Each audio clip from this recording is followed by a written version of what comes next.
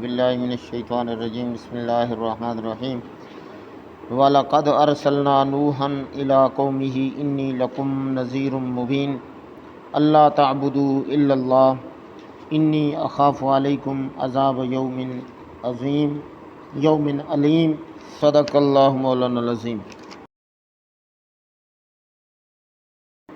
یہ پہلا قصہ ہے سیدنا نوح علیہ السلام کا، جو بطور دلیل کے اور مثال کے بیان کیا گیا کہ جو قرآن مجید کا پہلا دعویٰ تھا کہ اللہ تعبدوا الا اللہ انی لکم منہ نذیر و بشیر، کہ نبی علیہ السلام کو یہ پیغام دیا گیا، یہ ذمہ داری انہیں لگائی گئی کہ آپ نے قوم کو یہ مسئلہ سمجھانا ہے۔ تو جو پہلا قصہ بیان کیا گیا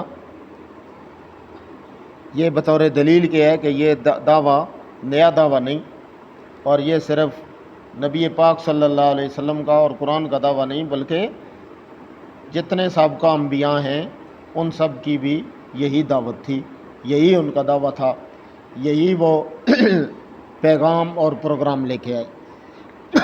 تو لہٰذا آپ حق پہ ہیں، آپ اللہ کے سچے نبی ہیں، یہ قوم نہیں مان رہی۔ وَلَقَدْ أَرْسَلْنَا، اسی طرح ہم نے نوح علیہ السلام کو بھیجا اِلیٰ قومہ، کس طرح بھیجا؟ جس طرح آپ کو آپ کی قوم کی طرف بنا کے بھیجا۔ انہوں نے کیا کہا؟ انی لکم نذیر مبین، کہ میں تمہیں صاف صاف ڈرانے والا آیا ہوں۔ یعنی کوئی ایسی نہیں ہے کہ کوئی سبز باغ دکھایا جائے، کوئی ایسے بات کر دی جائے جس کا کوئی ثبوت نہ ہو، یا بعد میں جس کا کوئی نتیجہ نہ ہو۔ سیاسی آتے ہیں، سیاسی دعوے کرتے ہیں، ہم یہ کر دیں گے، ہم آپ کی گلیاں بنوا دیں گے، ہم اس کو جنت بنا دیں گے، ہم فلاں کر دیں گے، لیکن بعد میں وہ پھر آتے نہیں۔ تو وہ ایسے سیاسی دعوے ہوتے ہیں، جبکہ رب العالمین کے وعدے اور دعوے سچے ہیں، برحق ہیں، اور جو نبی لے کے آئے وہ بھی سچے اور برحق تھے۔ تو اسی لیے جو آخرت کے مناظر ہیں وہ کوئی ایسے قصے کہانیاں نہیں، بلکہ یہ حقیقت پہ مبنی باتیں ہیں، اور یہ ہونی ہیں اور ہو کے رہیں گی۔ کیوں کہ اگر ہو نہیں تو پھر نعوذ باللہ اللہ کی ذات پہ بھی جھوٹ آتا ہے، انبیاء پہ بھی جھوٹ کا الزام آتا ہے، کتابوں پہ بھی جھوٹ کا الزام آتا ہے، اور جھوٹوں کا کوئی نہیں ہوتا، رب کی رحمتیں ان کے ساتھ نہیں ہوتی۔ تو پروگرام کیا ہے؟ اللہ تعبدوا الا اللہ۔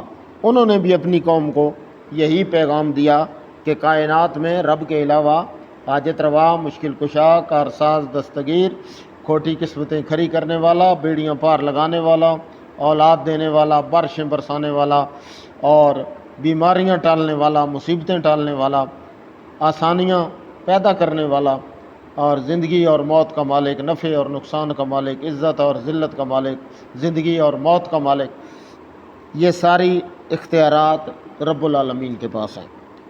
اور جو مان لے تو یہی رب کی عبادت ہے، یعنی اس کی بندگی کرنا، اس کے ماتحت آ جانا، اپنی مرضیاں اور اپنی خواہشات چھوڑ دینا، صرف اللہ اور اس کے رسول کی تابعداری کرنا، یہی رب کی عبادت ہے۔